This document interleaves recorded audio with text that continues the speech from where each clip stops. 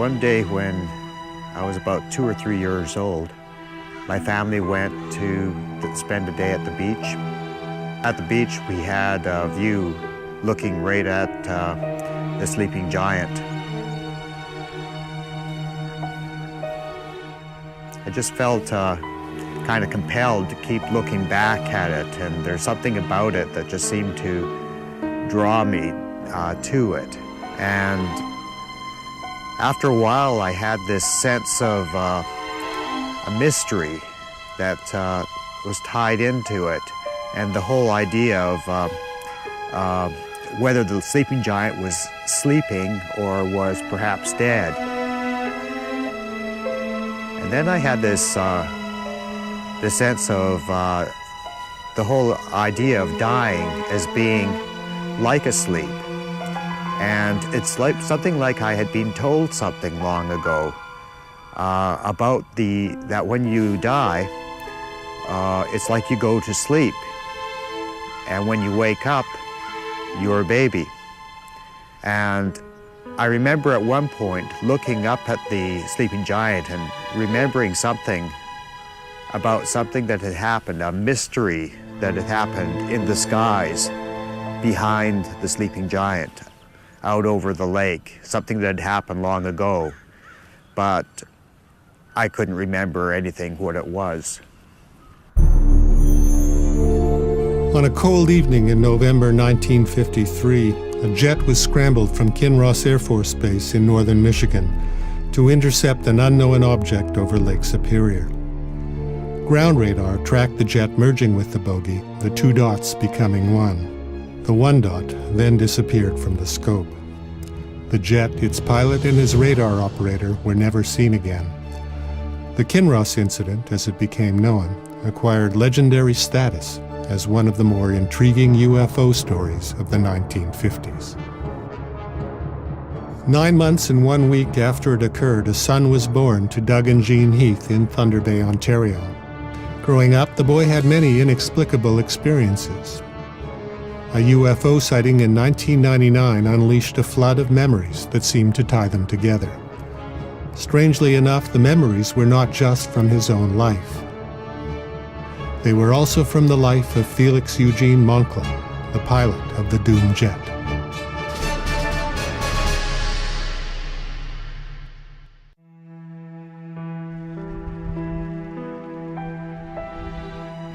Grand Marais is probably the key incident that seems to pull all of the connections with the Kinross incident into my earliest lifetime memories. Grand Marais is a place that I seem to remember from when I was a kid. Associated with those memories is a memory of climbing a hill. The other part is that there's someone I climbed the hill with. It's a man. When we got to the top of the hill, I was quite tired and very hot. It was actually a very sunny day. So we got to the top and the man said to me, "We can stop here and rest for a while." At that point, he starts telling me, he points out back off to the hills and says, "A long time ago, an airplane flew out over those hills, way out over the lake." And I said, "Did it crash?" And he said, "No, it didn't crash. It went inside a spaceship." And then he says to me, "And you were the pilot." And I'm thinking, well, how can I be the pilot of an airplane? I'm just, too young or whatever. And I say to him, well, I'm too small to be the pilot. And he says, "Well, when you were with me, you were a man just like me."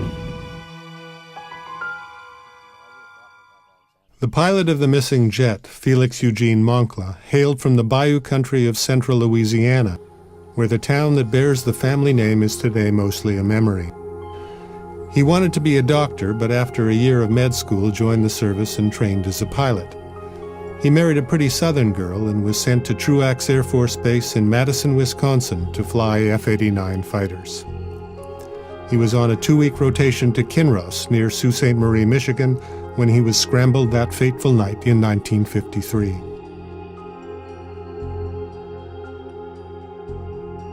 Gord Heath was born a little over 9 months later in Thunder Bay, Ontario. He was living in Vancouver in the late 90s when he saw a UFO from his suburban balcony. Something that went over very, very quickly across the sky. And when it stopped, all I saw was what looked like a light in the sky. I watched it for some time and it just stayed hovering in the same spot. Through the binoculars, it looked like it was kind of a silvery gold color, spherical, and it was kind of funny because I had this sense like it was maybe watching me. The experience got him interested in the UFO phenomenon, and he began reading up on its history. When he came across the Kinross incident, bells went off. It resonated with a number of strange occurrences stretching back to his early childhood.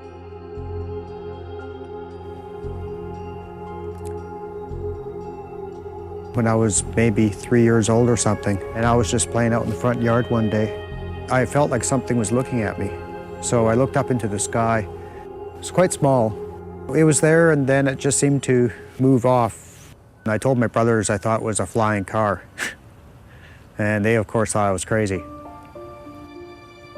When I was about 2 years old, I had a series of recurring nightmares.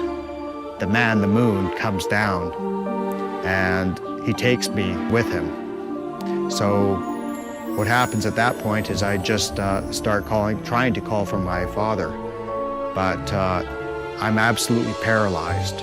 And just at that point, I'd wake up. There is one very puzzling incident, and one that even puzzled my brother, that happened when I was 7 years old.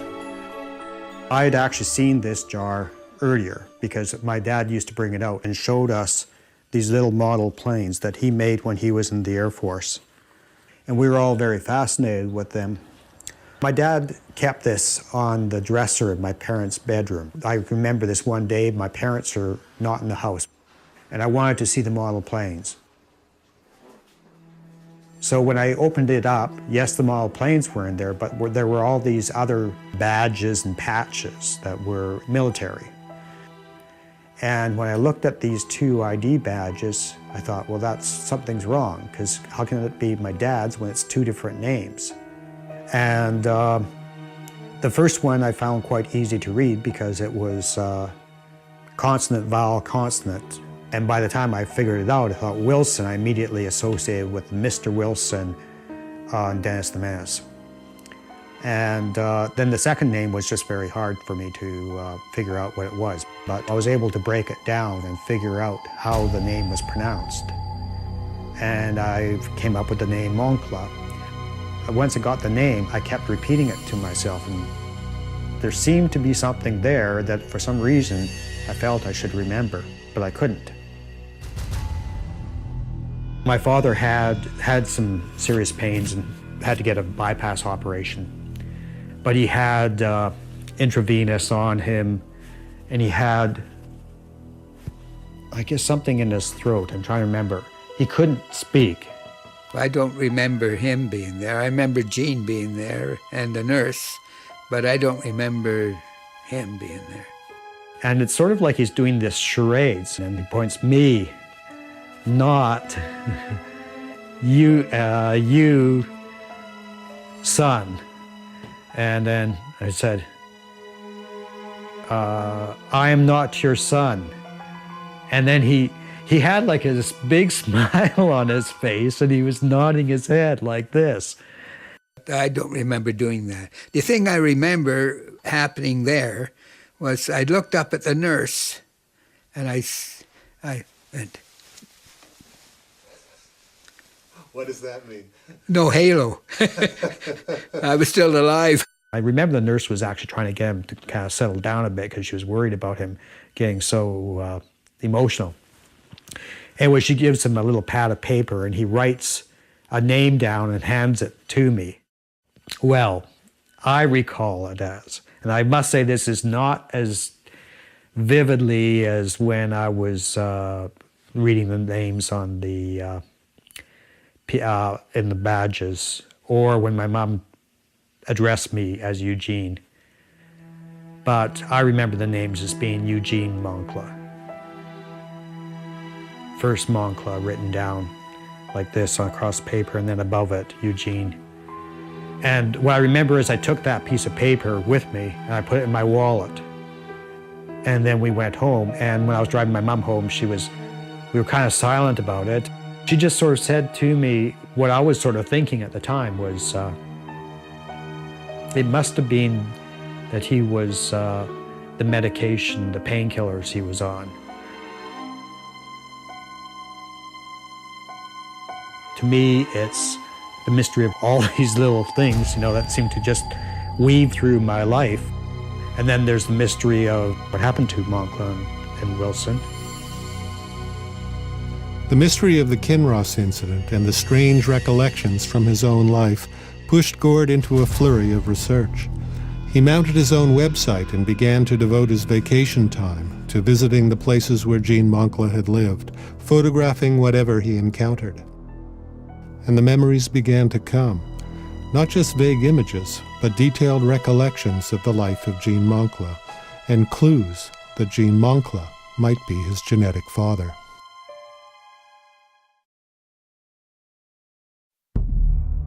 The day of the UFO intercept, the last day in the lives on Earth of Jean Moncla and his radar operator Robert Wilson, began with a strange and tragic coincidence. Jean Moncla arrives on base and reports for duty.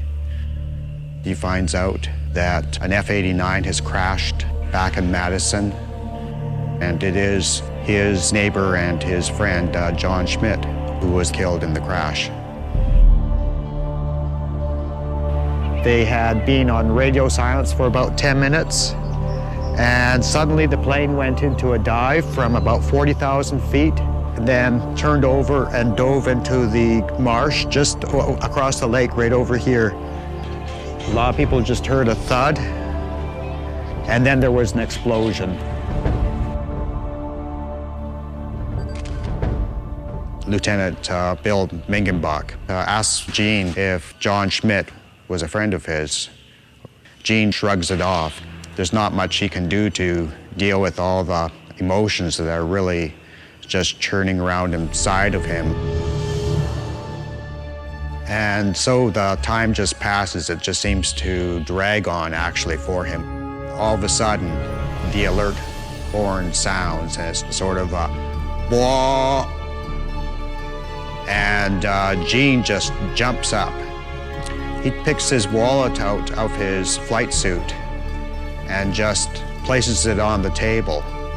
And he's actually looking into the eyes of Lieutenant Bill Mingenbach, and doesn't really say anything as he turns and heads out. Maybe he knew something was going to happen. What? I don't know. And they're in the plane and heading off on the intercept mission. We searched with our radar for that aircraft. We couldn't find nothing. The bogey must have been around 8,000 feet. No doubt, Jean Moncla was letting down through these layers of clouds that we observed on our way up. Jean had vertigo, and he had some difficulty with orientation when he was flying on instruments. And so my guess is that Jean Moncla became somewhat confused and disoriented, and his aircraft went into Lake Superior. The same conclusion was reached by the U.S. Air Force accident investigation, although no pieces of wreckage were ever sighted. But what about the UFO, the bogey in the parlance of the Air Force, that the jet had intercepted? The report claimed it was an RCAF C-47 transport flying from Winnipeg to Ottawa, and that the plane had been tagged an unknown because it was 30 miles off course. Something the pilot of that plane makes no bones about contending. Absolutely not. Absolutely not. To be 30 miles off course, I've been 30 miles off course in my entire flying career. My memory is that Wilson tells Moncla they are approaching Canadian territory. He asks if he should continue the intercept. And of course, Gene was not going to turn back. So they continued on, and it's at that point that they start doing their descent. They make another course change, and this is now aligning them up for the intercept. It's only at the last minutes that they actually see anything. He knows what he's coming up to is something not from this world. It's no longer a question of him doing his duty or anything, it's him surviving. He grabs his control stick and tries to make a banking turn. And there's just no response from the aircraft. He shouts back to Wilson, my stick stuck, try yours. He fires, and there is an explosion. When he comes to, he's lying on his back. All he's thinking is, where's the plane? And then I guess his eyes open, and he's looking around him, and that was just complete shock. He's all of a sudden very conscious of the fact that he's part of something that the Air Force knew something about and didn't tell them what was going on. He's dealing with the reality of facing what was to him an alien being. They say, you shouldn't have fired on us, you killed 2 of us, or something like that. And he's immediately, Gene's just thinking things just got a lot worse. He's only conscious for a very short period of time. When he wakes up again, he's all of a sudden remembers what's happened. He asks about Wilson, and he's told that Wilson's being kept somewhere else in the craft. And he is told what his choices are. Of course, he wants to go back. And they're telling him, no, he can't go back. They're not going to let him go back. His choices are, one is to go with them, and the other is to come back to the planet in a totally different identity, a new identity. And he's taken to a place where he's to announce his decision, and there's Wilson is there. And he's asked what his decision is, and he says what it is. And Wilson's just absolutely devastated, as Wilson had decided to go with them.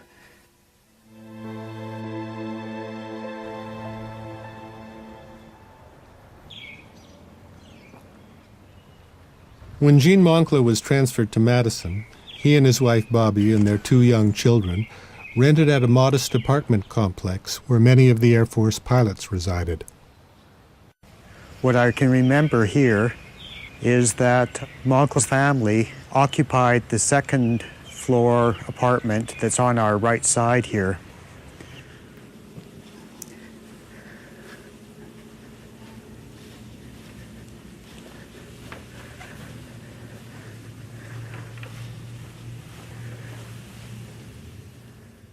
Yeah, just very strange because just a small bathroom. I can remember actually him being in here one time where he was doing his business and his son was pounding on the door trying to get in, and his wife was telling him to hurry up.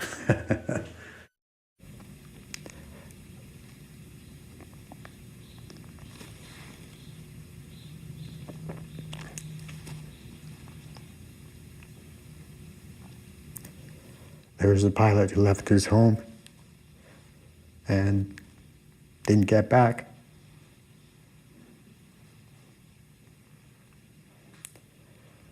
And his family who just had to sort of put their lives together and deal with it.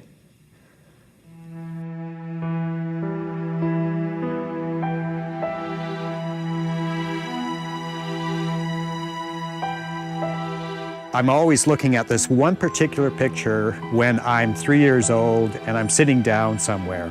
As soon as I look into this picture, I'm going back in time and I'm thinking about this event where I'm going up. I went up this hill, and it's only after I connected with this whole story years and years later that all of a sudden one day I was looking at the picture of Robert Wilson, the radar operator who disappeared.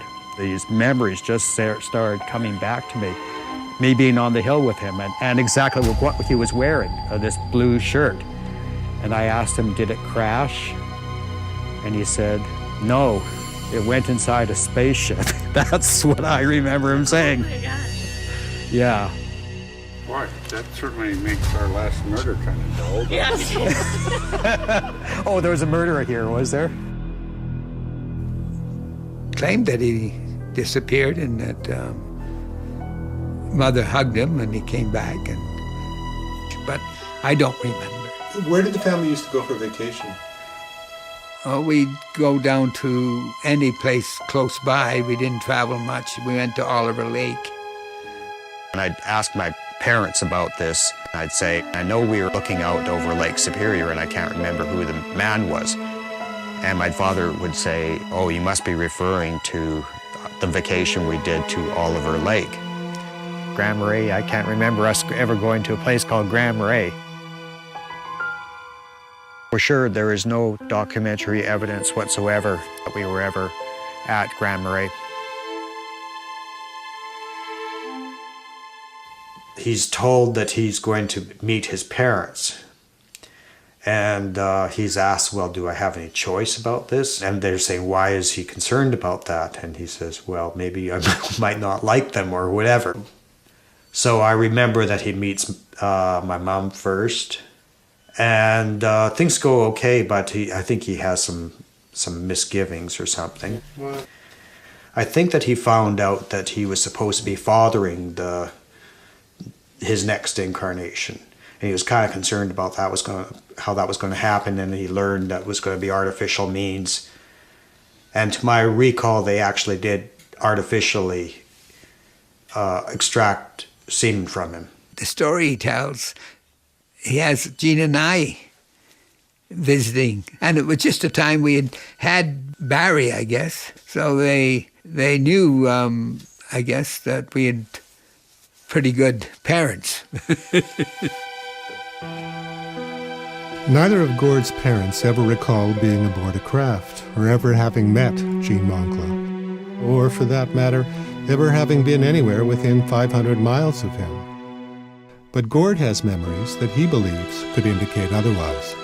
I seem to remember my dad saying something to my mom like, it's not real, it's not real. And telling her that they'd put you in a mental hospital or something if you told them.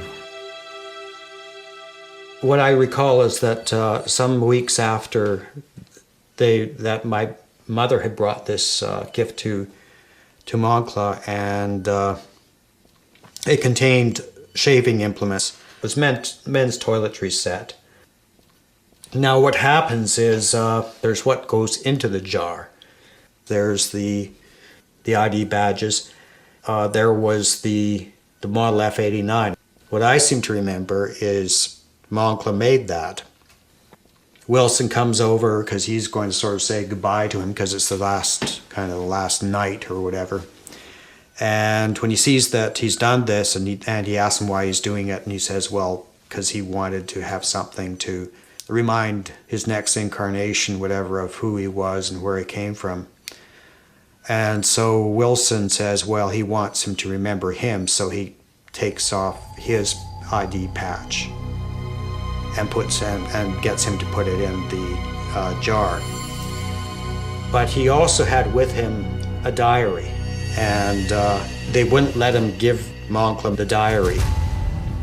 So after that, we now get, this basically is the same day, later the same day, and it's the end. All I remember is that my mom and dad were there, Wilson was there, there were some aliens there doing something. He's told to go into this kind of a tank, or I don't know how to describe it. He was worried about the fact that he was going to drown, because he knows that there's some sort of a transformation happening where he's somehow going to go from one body into another. And that's basically the end of his, he goes down into it, and I think he just basically goes to sleep. He's cold and he goes to sleep. How attached are you to the truth value of these memories? The validity of the memories. First of all, that's the most important thing. Is truth is a harder thing. Validity is, where does that memory come from? Is it something that was real, or where does, or is it just something that was subconsciously generated as a result of curiosity or whatever, how the mind might work? You found out, for instance, that you're not related genetically to Jean Moncla. Would that bother you? Well, I guess it's more a question of which would bother me more. Gord agrees that it would be very interesting to do a test to determine if Jean Moncla could possibly be his genetic father. While he contemplates how the results, either positive or negative, could affect his life, startling news is claimed by a dive company exploring the bottom of Lake Superior.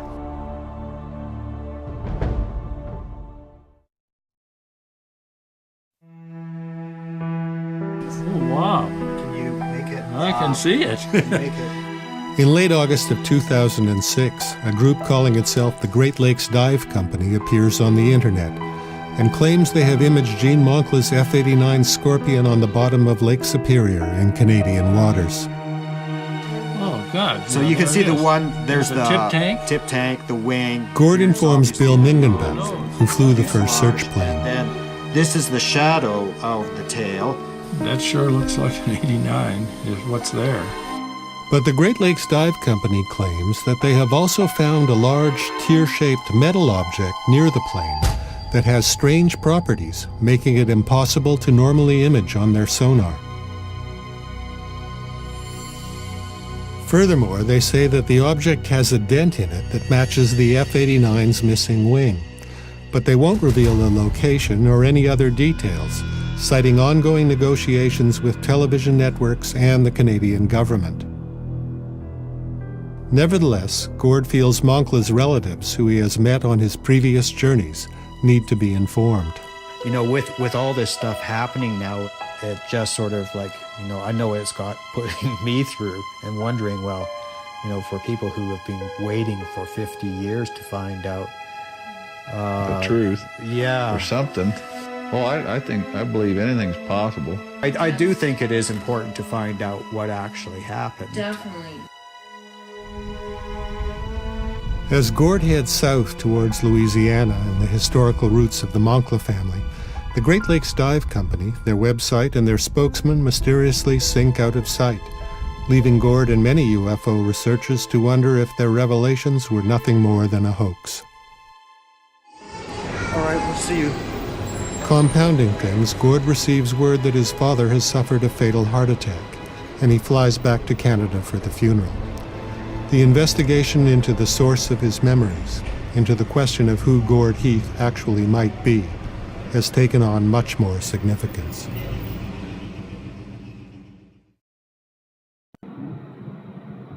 I feel like I want to go home. Many of Gord's memories aboard the craft occurred during hypnosis that he decided to explore after his studies of the Kinross incident began to connect the dots through many unusual events in his life. Large eyes, large black eyes. But psychologists believe that there are potential problems with the recall of events during and even following hypnosis. Face doesn't have too much expression, but to me it looks unfriendly. Hypnosis seems to increase the overall volume or production of memories. The downside is that there's a trade-off for accurate memories, there seems to be a trade-off in inaccurate or confabulated memories. Have you decided for yourself at this point, one way or another, what your memories mean? Well, there's a tangible sense that, yes, this man is a participant in a very real phenomenon. And yet we have to weed out, well, what memories make sense and what can be validated, and how do you look at this in terms of different dimensions of reality, because clearly some of his encounters are not in ordinary material reality. Do you have a sense that you are the reincarnated Gene Moncla, or? Well, I guess I definitely entertained that as a pretty what's implied by my memories, okay. And I tend to put more emphasis on the ones which I've experienced from this life, whatever. But I do find it interesting to go back through and look at the those things that seem to be past life memories I've had at different points in my life, and then there's the ones which have just come about as a result of visiting places or meeting people or seeing documents or pictures or something, photographs that are from his time and his life. Have you been here since the plaque was put on? Well, the plaque was put on when I was here last time. It was... how many years that's been, Gord? That was 2002 I was here. You here 2002? Yeah. I think okay. Was it Leo? Which one was... There was one who was a pilot. Dr. Bud, the doctor. Yeah, is that Marilyn's older brother then? Or? Yes, Marilyn's older brother. Marilyn died. But that's right, because I met him at Marilyn's place, and he was the one who sort of inspired Gene to be a pilot. Right, and he lived he was born in Hamburg, but he lived in Moorville, and he and his wife, she was a nurse, and they had the Baradon Clinic in Moorville, dance hall upstairs in those years, and growing up at that time. Any narrative that you or I may have is determined by multiple influences. Who we are, what we know, what we want to believe. So the way I think about this is in terms of possibilities, and several things come to mind. A question is, what role would fantasy proneness play? From our research, we've learned that fantasy-prone people tend to report very, very vivid memories of childhood. They tend to tie memories and experiences together into rather elaborate, imaginative scenarios. Certainly, one might characterize Gord's scenario as imaginative, as well elaborated, as tying different elements of his experience together. This was many, many years back, and all I can remember is in the dream, it was my grave or something, and there was a large cross, and I believe Christ on the cross. I think it was at least 10 years ago, maybe more, but it was a very memorable one. This is the house where Gene lived when he was first born. When Gene was still quite young, about 4 or 5 years old, his father got ill. He became quite catatonic. He would just sit and wouldn't talk, very non-responsive. I sort of when I was told about this, I seem to have a memory of Gene as a very young boy, going up to his father being sitting in a chair, and I think Gene had just been told that they were going to be taking his father away. And Gene was very, very upset about this, and he put his arms around him, and I remember him saying something like, "Why don't you talk? Why don't you talk?"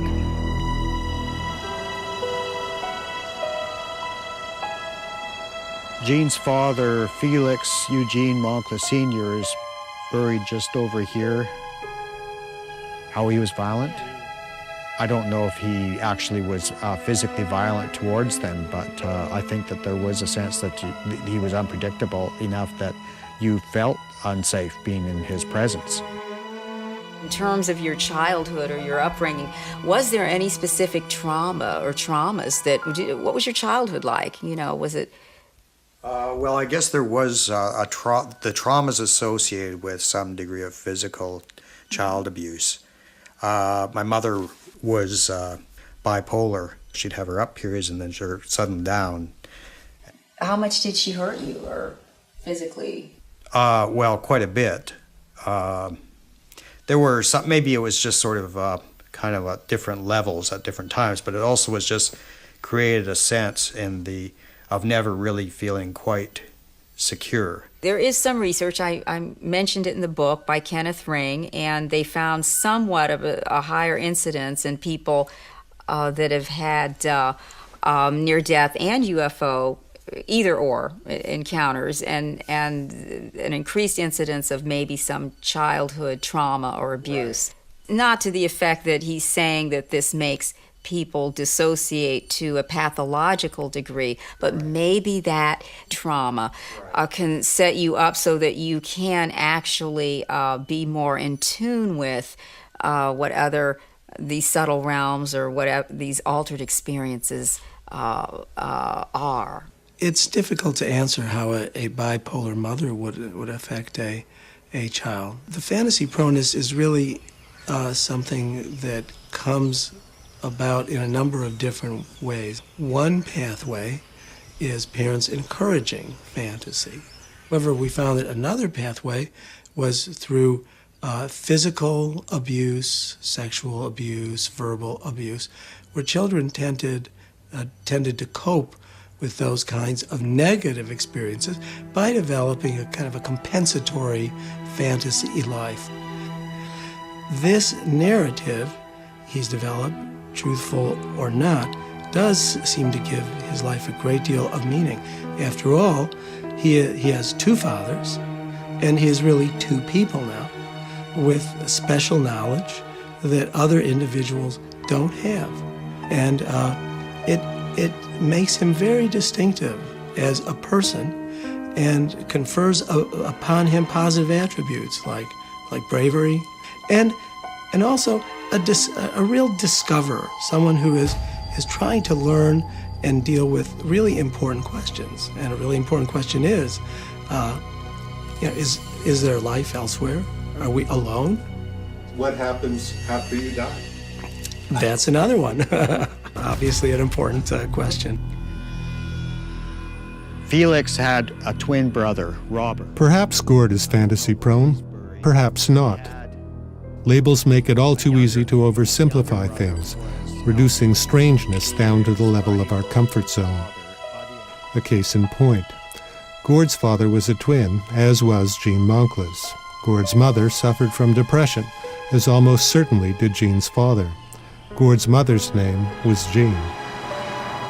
The parallels are strange, if not eerie, and if they fit the label of coincidence, it's a forced fit. But among all the strangeness, what is factually testable is whether Jean Moncla was Gord's genetic father. With the cooperation of an anonymous male relative of Jean's, Gord goes to do the test.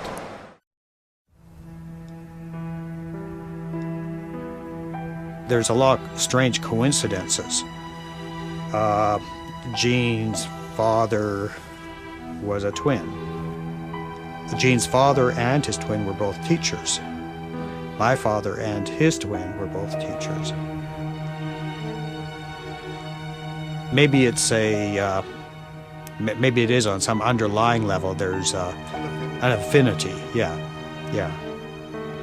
I mean, I enjoyed talking to him, and he's had a lot of information, and it's been, it's been interesting and stuff. It's just that I'm not sure I believe that he's my father reincarnated or whatever. And I mean, if we find out differently, I'll be very shocked. But I just don't, and I don't want to hurt his feelings. That's not the thing. It's just that, I don't believe in that right now. And so, all my friends and family are like, don't talk to him. When he calls, and I just think that he needs someone to relate to in the family, because I think that that's important to him. And so I do talk to him when he calls and stuff.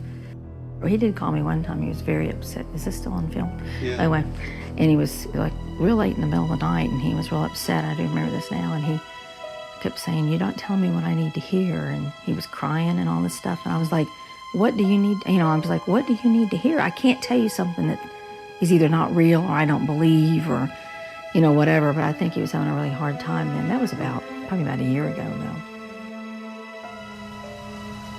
Does the whole thing, your edifice of memory, collapse if the test is negative? No.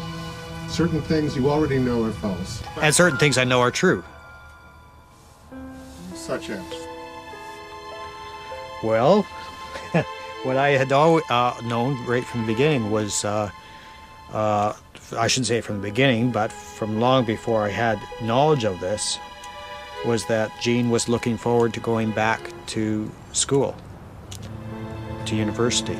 And it was only when I actually read the article, the account that was written in the Avoyelles journal, where his mother was interviewed, and she talks about talking to him and how he was looking forward to going back to school, to being a doctor. And that part I didn't know, him being a doctor, but I did know that he wanted to go back to university. Look at that, those houses, they're just completely gone.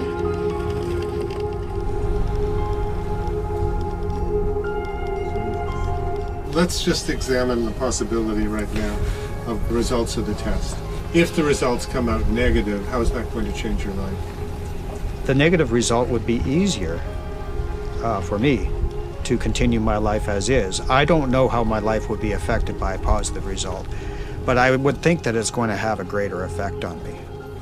Yeah, because I can sort of shrug off very easily a negative result and just sort of say, well, okay, memories are at a minimum have potential faults in them.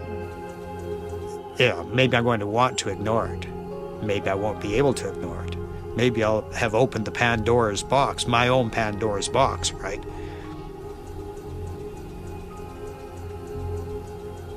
And maybe that's why there's all this emotion erupting over this whole question, right?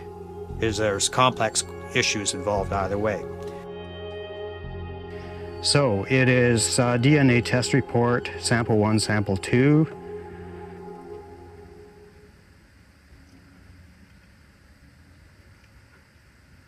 What does it say, Gord? Y chromosome STR testing was done to determine relatedness of Gordon W. Heath and Moncla. According to the information obtained from the testing, the results are consistent with individuals that do not share a common male lineage. So, negative test result.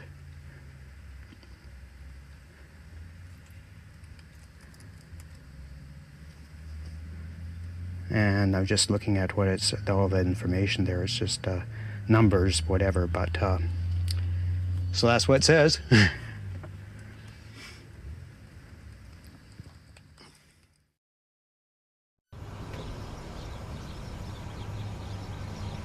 What does it all mean? I don't know. There's just some mysteries out there that maybe we can't answer. They just have to stay a mystery. Yeah, well, what would still remain mysterious? Oh, the whole thing. What happened to Moncla and Wilson back in November 1953. Why I remember what I do, or what it is that actually was going on that day when I visited my father in the hospital is a very key one in my mind. I don't think I'll get an answer to that one, because I'm the only one who has memories of anything that happened there now. He was writing down the name, right? Writing down a name, then the question becomes, what was that name? Which you can't remember. Well, I thought I could remember, right? Much of what we recall, from breakfast 3 days ago to important events in our lives many years ago, is suspect. Life is a process of making meaning, of understanding oneself on the basis of the best available evidence, but that available evidence is often skewed by this tendency to organize the self along themes and narrative lines. So it's simply the way most minds work, if not all minds work.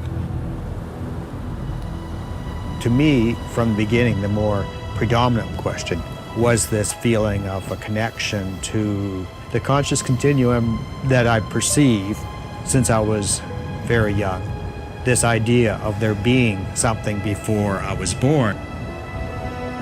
Whether it's subconsciously, I've just taken Moncla and filled it in there, I feel some affinity for it. In spite of the DNA test and the suspect memories, there remains the almost preternatural connection that Gord feels with the life of Jean Moncla. Perhaps it's only because of the strange congruence of coincidences. But possibly it points to something else. That maybe there is something about us as human beings that allows us to feel and maybe sense things about the lives of others that extend well beyond the confines of our own narrow individuality. As he walks along the beach, a line from a song occurs to Gord. Later, he will look it up and discover that ebb tide was number 3 on the hit parade in November 1953 when Jean Moncla disappeared. When asked if he could have come across that information during his previous research, he replied that it was possible.